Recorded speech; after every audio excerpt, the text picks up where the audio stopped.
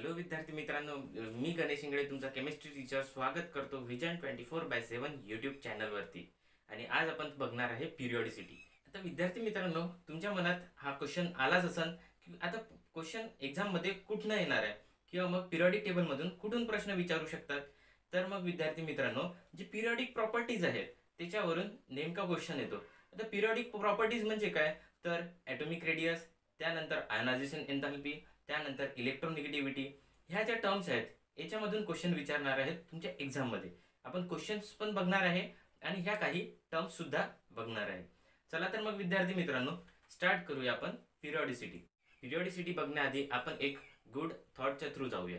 If you don't able to fly then run, if you don't able to run then walk, if you don't able to walk then crawl, if you don't able to crawl then make some movement. म्हणजेच काय विद्यार्थी मित्रांनो, जर तुम्हाला उडता नसेल येत तर धावा, जर तुम्हाला धावता नसेल येत तर चला, जर तुम्हाला चालता नसेल येत तर रेंगाळा, जर तुम्हाला रेंगाळता नसेल येत तर काही ना काही हालचाल करा. कारण शेवटी तुमचेच तुम्ही आहे, तुम्हाला संकटातून काढणारे तुम्हीच राहणार आहे. दुसरं कोणीच येऊन तुम्हाला तुमच्या संकटातून बाहेर काढू शकणार नाही आहे. चला तर मग विद्यार्थी मित्रांनो, आपण आपला टॉपिक बघूया, पिरियॉडिसिटी. तर पिरियॉडिसिटी म्हणजेच काय, तर study of periodic table, periodic टेबलचा स्टडी करणे. आता पिरियॉडिक टेबल म्हणजे काय, तर जे एलिमेंट्स आहेत जे नॅचरली आढळतात. आता तुम्ही हे सांगा, जे आपण पोळी भाजी जेवतो, पोळी भाजीमध्ये काय असते, पोळीमध्ये काय असते, कार्बोहायड्रेट असते. कार्बोहायड्रेट असते म्हणजेच काय, त्याच्यामध्ये काय असते, ग्लुकोज असते, फ्रुक्टोज असते, मॅनोज असते. म्हणजेच काय, त्याच्यामध्ये कार्बन हायड्रोजनचे बॉन्ड्स असतात. याचाच अर्थ काय झाला की कार्बोहायड्रेटमध्ये काय असते, एक कार्बन ॲटम असते आणि एक हायड्रोजन ॲटम असते. आणि कार्बन आणि हायड्रोजन ॲटम हे काय आहेत, एलिमेंट आहेत. तसेच नेचरमध्ये किंवा एन्व्हायरमेंटमध्ये असे खूप सारे एलिमेंट्स आढळतात आपल्याला मॅटरमध्ये. जितकेही मॅटर्स आपल्याला दिसतात त्याच्यामध्ये कुठला ना कुठला एलिमेंट प्रेझेंट असतो. फॉर एक्झाम्पल, ह्युमन बॉडीमध्ये सुद्धा सोडियम, पोटॅशियम, कॅल्शियम प्रेझेंट असते. आता हे जे एलिमेंट्स आहेत, एवढे सारे एलिमेंट्स फाइंड आउट झालेले आहेत, म्हणजेच काय, डिस्कवर झालेले आहेत, सायंटिस्टनी डिस्कवर केलेले आहेत.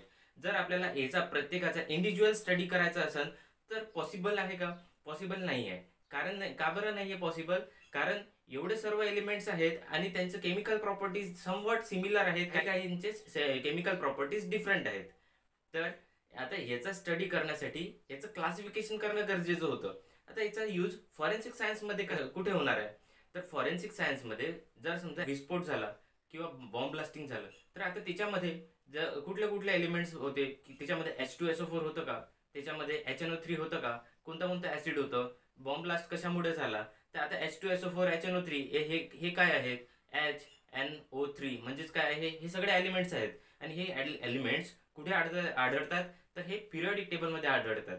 आता पिरियॉडिसिटीमध्ये मेन नेमकं शिकायचं काय असते, तर पिरियॉडिसिटीमध्ये जे एलिमेंट्स आहेत त्या एलिमेंट्सच्या फिजिकल आणि केमिकल प्रॉपर्टीज शिकायचे असतात.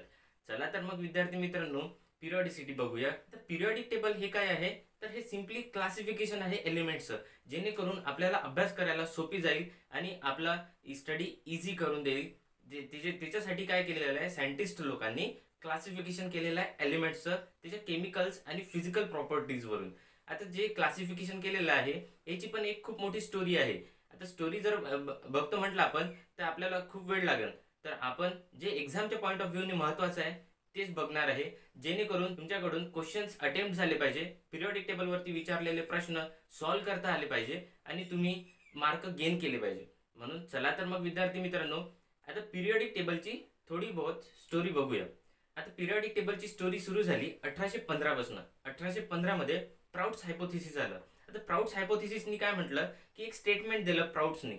According to Prout's hypothesis, hydrogen atom is considered as a fundamental unit for the from which the element were made, atoms or elements were made. म्हणजेच काय विद्यार्थी मित्रांनो, हायड्रोजन ॲटम हा कन्सिडर केला जाते की फंडामेंटल युनिट ज्याच्यापासून अदर एलिमेंट्स फॉर्म होतात.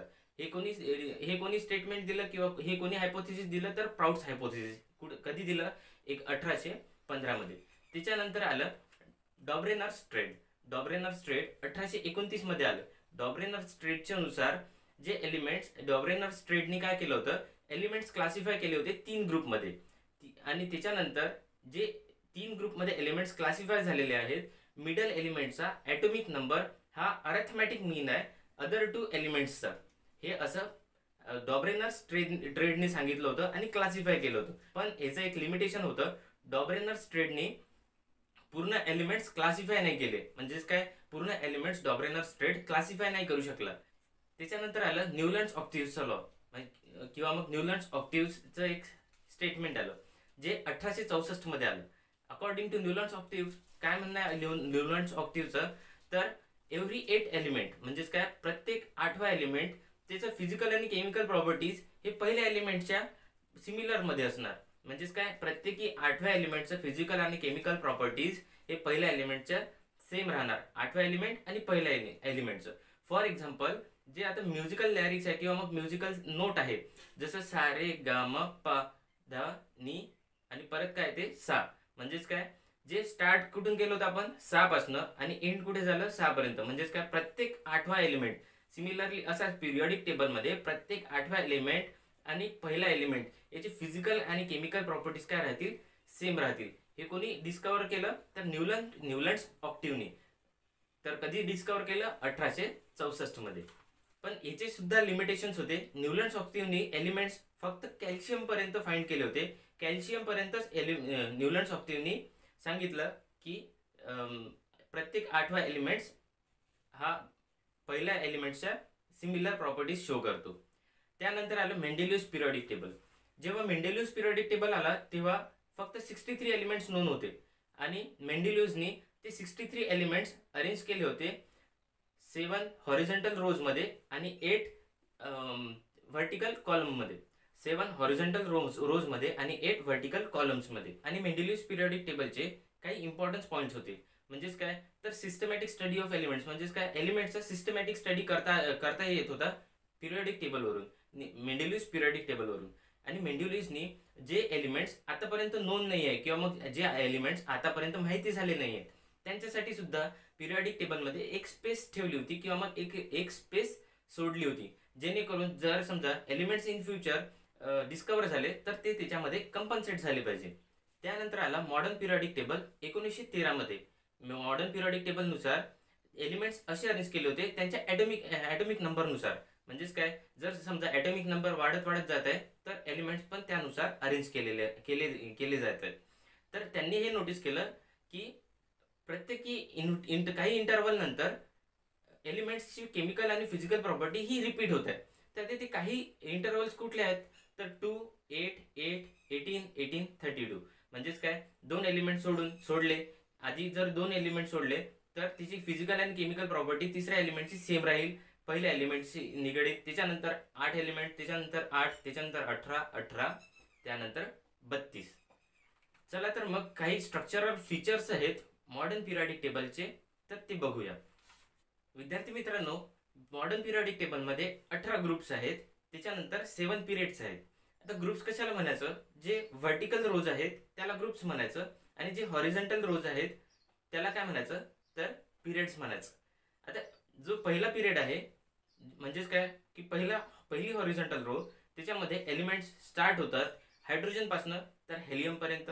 त्याच्यानंतर सेकंड जी रो आहे त्याच्यामध्ये एलिमेंट स्टार्ट होतात लिथियम पासनं तर निऑन पर्यंत. त्याच्यानंतर थर्ड जो पिरियड आहे, थर्ड पिरियड मध्ये एलिमेंट स्टार्ट होतात सोडियम पासनं तर आर्गॉन पर्यंत. त्यानंतर नेक्स्ट जो पिरियड आहे फोर्थ पिरियड स्टार्ट होते पोटॅशियम पासनं तर क्रिप्टॉन पर्यंत. त्यानंतर फिफ्थ पिरियड स्टार्ट होते रुबेडियम पासनं तर झेनॉन पर्यंत. त्यानंतर सिक्स्थ पिरियड स्टार्ट होते सीझियम पासनं तर रेडॉन पर्यंत.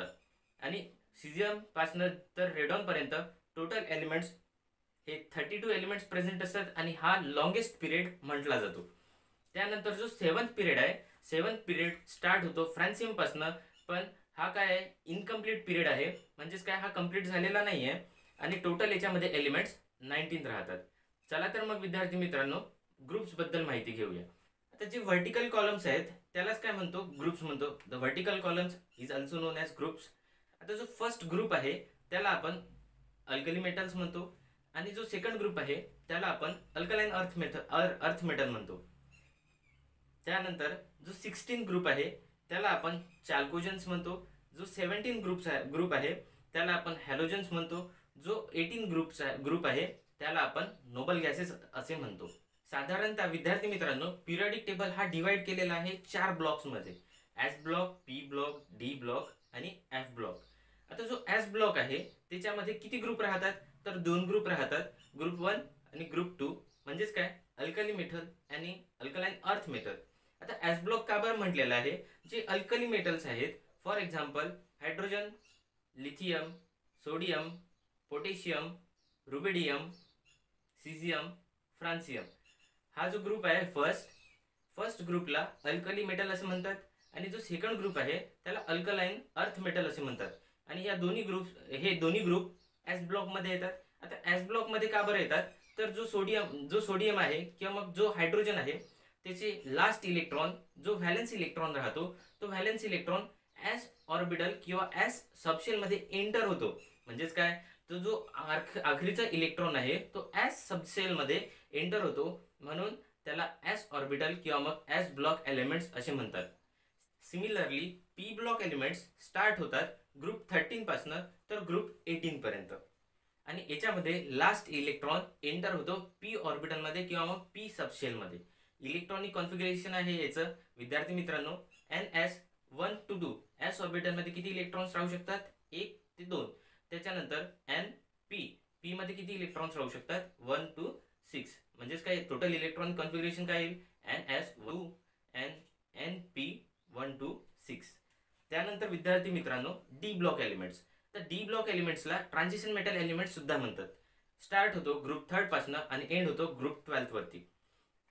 याच्यामध्ये लास्ट इलेक्ट्रॉन डी सबशेल म्हणजेच काय डी ब्लॉक मध्ये किंवा मग डी ऑर्बिटल मध्ये एंटर होतो, म्हणून याला डी ब्लॉक एलिमेंट्स असे सुद्धा म्हणतात. जनरल इलेक्ट्रॉनिक कॉन्फिगरेशन आहे विद्यार्थी मित्रांनो D block एलिमेंट्सचं, NS1 to 2 ND1 to 10. आता जे 1 to 10 आणि जे 1 to 2 म्हणत आहे मी, म्हणजेच काय, एस ऑर्बिटल मध्ये 1 ते 2 इलेक्ट्रॉन्स राहतील, डी ऑर्बिटल मध्ये 1 ते 10 इलेक्ट्रॉन्स राहतील. चला तर मग विद्यार्थी मित्रांनो, नेक्स्ट ब्लॉक बघूया, that is what F block elements. F block elements मध्ये 2 पिरियड्स राहतात, 4F आणि 5F. याच्यामध्ये लास्ट इलेक्ट्रॉन एंटर होतो 4F सबशेल मध्ये आणि 5F सबशेल मध्ये. म्हणजेच काय, एफ ऑर्बिटल मध्ये किंवा मग एफ सबशेल मध्ये, म्हणून यालाच काय म्हणतो आपण, एफ ब्लॉक एलिमेंट्स. याच्यामध्ये 2 जे सिरीज आहेत, म्हणजे 4F आणि 5F. 4F ला लॅन्थनाइड्स असे म्हणतात आणि 5F ला एक्टिनाइड्स असे देखील म्हणतात. चला तर मग विद्यार्थी मित्रांनो, स्टार्ट करूया आपण पिरियडिक प्रॉपर्टीज. आता ॲटॉमिक रेडियस म्हणजे काय, तर distance from nucleus to the outermost shell of the element. म्हणजेच काय, तर न्यूक्लियस पासून तर त्याची आउटरमोस्ट शेल पर्यंत. म्हणजेच काय, आता एलिमेंट काय असते किंवा ॲटम काय असते, तर विद्यार्थी मित्रांनो एक मातीचा गोळा कन्सिडर करा, ज्याच्यामध्ये एक न्यूक्लियस राहतो आणि त्याच्यानंतर असे लेयर्स राहतात. हे लेयर्स काय आहेत, तर ऑर्बिटल्स आहेत. यालाच काय म्हणतो आपण, सबशेल देखील म्हणतो. आता जे आउटरमोस्ट सबशेल आहे म्हणजे सगळ्यात बाहेरची सबशेल आणि आतमधला न्यूक्लियस पासून तर सगळ्यात बाहेरच्या सबशेल पर्यंत किती डिस्टन्स आहे, त्याला आपण ॲटॉमिक रेडियस असे म्हणतो. आता ॲटॉमिक रेडियस कधी इन्क्रीज आणि कधी डिक्रीज होते, तर विद्यार्थी मित्रांनो जेव्हा आपण पिरियडिक टेबलमध्ये लेफ्ट पासून तर राईट पर्यंत मूव्ह करतो. काय म्हटलं विद्यार्थी मित्रांनो मी, जेव्हा आपण पिरियडिक टेबलमध्ये लेफ्ट पासून तर राईट कडे मूव्ह होतो, तेव्हा ॲटमची साईज डिक्रीज होते. जर ॲटमची साईज डिक्रीज होत आहे तर ॲटॉमिक रेडियस सुद्धा काय होणार आहे, डिक्रीज होणार आहे. जर समजा आपण टॉप टू बॉटम जर मूव्ह झालो पिरियडिक टेबलमध्ये, तर ॲटॉमिक साईज इन्क्रीज होते. ॲटॉमिक साईज जर इन्क्रीज होत आहे तर ॲटॉमिक रेडियस ऑब्विसली इन्क्रीज होणार आहे. त्यानंतर आणखी कोणता फॅक्टर आहे जो ॲटॉमिक रेडियसला अफेक्ट करतो, तो म्हणजे पॉझिटिव्ह चार्ज आणि निगेटिव्ह चार्ज. जर समजा एखाद्या न्यूक्लियसवरती किंवा एखाद्या एलिमेंटवरती पॉझिटिव्ह चार्ज आहे, जेवढा जास्त पॉझिटिव्ह चार्ज तेवढा छोटा एलिमेंट तेवढी छोटी रेडियस, जेवढा जास्त निगेटिव्ह चार्ज तेवढा मोठा एलिमेंट तेवढी मोठी रेडियस. विद्यार्थी मित्रांनो एवढंच लक्षात ठेवा, जसं जसं पॉझिटिव्ह चार्ज वाढणार तशी ॲटॉमिक रेडियस कमी होणार, जसं जसं निगेटिव्ह चार्ज वाढणार तशी ॲटॉमिक रेडियस वाढत जाणार. त्यानंतर विद्यार्थी मित्रांनो आयोनायझेशन एन्थॅल्पी. आता आयोनायझेशन एन्थॅल्पी म्हणजे काय, तर energy required to remove outer most shell electron. म्हणजेच काय विद्यार्थी मित्रांनो, जे एनर्जी आपल्याला लागणार आहे जे आउटर मोस्ट शेल मध्ये इलेक्ट्रॉन प्रेझेंट आहे त्याला काढण्यासाठी, त्याला आपण आयोनायझेशन एन्थॅल्पी किंवा आयोनायझेशन एनर्जी, यालाच आपण आयोनायझेशन पोटेन्शियल असे देखील म्हणू शकतो. एक्झाम मध्ये तुम्हाला आयोनायझेशन एन्थॅल्पी विचारतील, एकतर आयोनायझेशन पोटेन्शियल विचारतील, तर दोन्ही गोष्टी काय आहेत, सेम आहेत. तर विद्यार्थी मित्रांनो, आता आयोनायझेशन एनर्जी किंवा आयोनायझेशन एन्थॅल्पी कधी वाढते आणि कधी कमी होते ती बघूया. आता विद्यार्थी मित्रांनो, जसं जसं ॲटॉमिक साईज वाढणार, जसं जसं विद्यार्थी मित्रांनो मी काय म्हणत आहे, जसा जसा ॲटॉमिक साईज वाढणार म्हणजेच काय, ॲटमची साईज जशी जशी वाढणार आहे तशी तशी आयोनायझेशन एन्थॅल्पी काय होणार आहे, कमी होणार आहे. म्हणजेच काय, जेवढा मोठा ॲटम म्हणजे काय, जेवढा मोठा मातीचा गोळा तेवढा इझिली ब्रेक होऊ शकतो, त्याला एनर्जी जास्त द्यावं लागेल का, ते साधारणतः या डिस्टन्सवरून जरी समजा खाली पाडला तर तुटून जाईल तो. म्हणजेच काय, जेवढा मोठा ॲटम किंवा जेवढी मोठी रेडियस तेवढी कमी आयोनायझेशन एनर्जी लागणार आहे. म्हणजेच काय, आयोनायझेशन एन्थॅल्पी तेवढीच कमी लागणार आहे. सिमिलरली तुम्ही एवढं लक्षात घ्या की आयोनायझेशन एन्थॅल्पी किंवा ionization energy is inversely proportional to the atomic size. म्हणजेच काय, ॲटॉमिक साईज वाढली आयोनायझेशन एनर्जी काय होणार आहे, कमी होणार आहे. त्यानंतर नेक्स्ट कुठला फॅक्टर आहे जो आयोनायझेशन एन्थॅल्पीला अफेक्ट करतो, तो म्हणजे न्यूक्लिअर चार्ज. आता जर समजा पॉझिटिव्ह चार्ज वाढला तर आयोनायझेशन एन्थॅल्पी सुद्धा वाढणार. मी काय सांगितलं विद्यार्थी मित्रांनो तुम्हाला, की पॉझिटिव्ह चार्ज जर एखाद्या एलिमेंट किंवा ॲटम वरती वाढत आहे तर तिची साईज काय होत आहे, डिक्रीज होत आहे. म्हणजेच काय, आयोनायझेशन एनर्जी काय लागणार आहे, तिथे जास्त लागणार आहे. म्हणजेच काय, charge is directly proportional to the ionization enthalpy. म्हणजेच याला आपण असं म्हणू शकतो की पॉझिटिव्ह चार्ज जर वाढला तर आयोनायझेशन एनर्जी सुद्धा वाढणार, कारण ॲटमची साईज काय होणार आहे, डिक्रीज होणार आहे. चला तर विद्यार्थी मित्रांनो, इलेक्ट्रोनिगेटिव्हिटी बघूया. आता इलेक्ट्रोनिगेटिव्हिटी म्हणजेच काय, तर tendency of an atom to attract shared pair of electrons towards itself. म्हणजेच काय, की एखाद्या ॲटमची टेंडन्सी किती आहे, शेअर्ड पेअर ऑफ इलेक्ट्रॉन्स त्याच्याकडे अट्रॅक्ट करून ठेवण्याची. असं कन्सिडर करून चला की एक छोटा दगड आहे, त्याला तोडायला आपल्याला जास्त एनर्जी लागणार आहे. म्हणजेच काय, की त्याच्याकडे पॉवर एवढी जास्त आहे की त्याची जी आउटर मोस्ट लेअर आहे तो त्याच्याकडे अट्रॅक्ट करून ठेवू शकतो. सिमिलरली जर समजा मोठा दगड घेतला मी किंवा मग मोठा मातीचा गोळा घेतला तर तो इझिली ब्रेक होऊ शकतो. त्याला जर समजा वरतून खाली टाकलं किंवा त्याच्यावरती जर समजा आपण हॅमरनी वार केला तरी तो इझिली ब्रेक होऊ शकतो. म्हणजेच काय, त्या न्यूक्लियसची जे आउटर मोस्ट लेअर आहे त्याच्यावरती पकड कमी आहे. तर इलेक्ट्रोनिगेटिव्हिटी म्हणजेच काय, तर जे आउटर मोस्ट लेअर आहे किंवा मग जे आउटर मोस्ट इलेक्ट्रॉन आहे त्यांच्यावर पकड किती आहे त्याला आपण इलेक्ट्रोनिगेटिव्हिटी म्हणतो. विद्यार्थी मित्रांनो, इलेक्ट्रोनिगेटिव्हिटी, आता काही फॅक्टर्स आहेत जे निगेटिव्हिटीवरती अफेक्ट करतात आणि तेच आपल्याला परीक्षेमध्ये बघायला येतात. जसं मी तुम्हाला एक उदाहरण दिलं ॲटॉमिक साईजचं. म्हणजेच काय, electronegativity is inversely proportional to the atomic size. म्हणजेच ॲटॉमिक साईज जर वाढली तर इलेक्ट्रोनिगेटिव्हिटी कमी होणार. म्हणजेच काय, की त्याची जर समजा ॲटमची साईज वाढली तर न्यूक्लियसची आउटर मोस्ट लेअर पकडून ठेवण्याची टेंडन्सी काय होणार आहे, कमी कमी होणार आहे.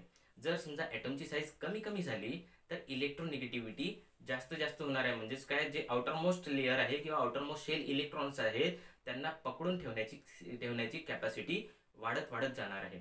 तर नेक्स्ट काय आहे, तर charge on the atom. Next factor कुठला आहे, तर चार्ज. आता चार्ज जसं जसं मी तुम्हाला काय म्हटलं विद्यार्थी मित्रांनो, जसं जसं पॉझिटिव्ह चार्ज वाढणार आहे एखाद्या ॲटमवरती त्याची साईज काय होणार आहे, हे कमी कमी होणार आहे. जर समजा पॉझिटिव्ह चार्ज वाढत आहे आणि साईज कमी होत आहे म्हणजेच इलेक्ट्रोनिगेटिव्हिटी सुद्धा काय होत आहे, वाढत आहे. म्हणजेच काय, electronegativity is directly proportional to the charge or positive charge. चला तर मग विद्यार्थी मित्रांनो, नेक्स्ट फॅक्टर बघूया, दॅट इज हायब्रिडायझेशन. आता जो हायब्रिडायझेशनचा कॉन्सेप्ट आहे हा आपण पुढे येणाऱ्या लेक्चरमध्ये VSEPR थिअरीमध्ये बघणार आहे. त्याच्यानंतर ऑर्गॅनिकचे काही कंपाऊंड्स आहेत ज्याच्यामध्ये हायब्रिडायझेशन येते, ते आपण नेक्स्ट येणाऱ्या व्हिडिओमध्ये बघणारच आहे. तर हायब्रिडायझेशनमध्ये एक लक्षात घ्या, जसं जसं ॲज कॅरेक्टर वाढणार तशी तशी इलेक्ट्रोनिगेटिव्हिटी सुद्धा वाढणार आहे. चला तर मग विद्यार्थी मित्रांनो, आपण याच्यावरती बेस्ड, आता पिरियडिक टेबल बद्दल तर शिकलो आपण, पण याच्यावरती बेस्ड क्वेश्चन्स कोणत्या पद्धतीने विचारू शकतात ते बघूया.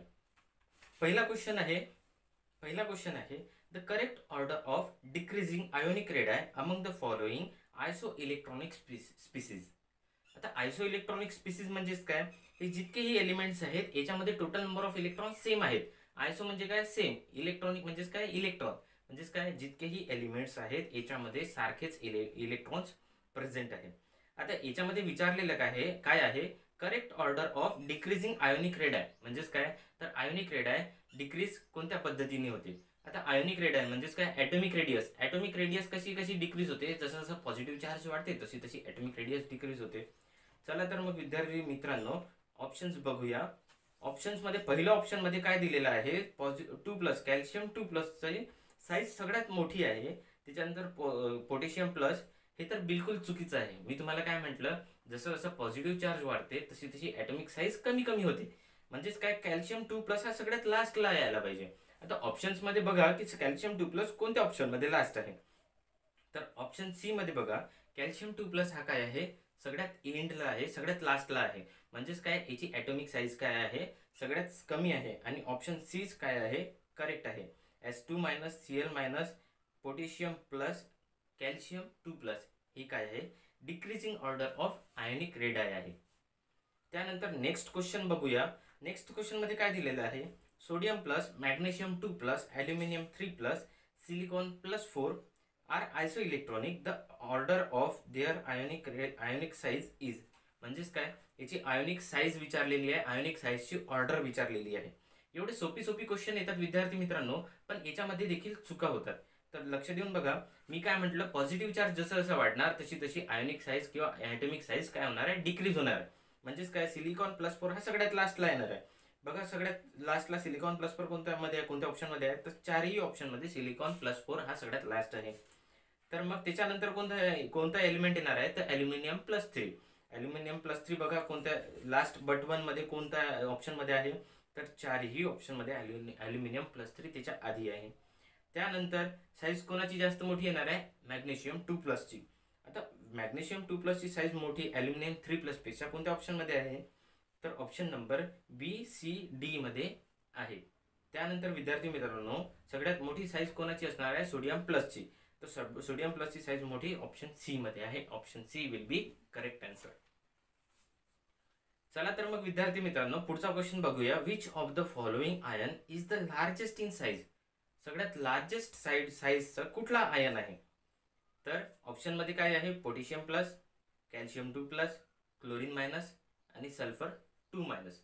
तर याच्यामध्ये काय होणार आहे निगेटिव्ह चार्ज जसं जसं वाढणार ॲटॉमिक साईज वाढणार आहे. तर लार्जेस्ट साईज कोणाची असणार आहे S2- ची. म्हणजेच option number D was correct.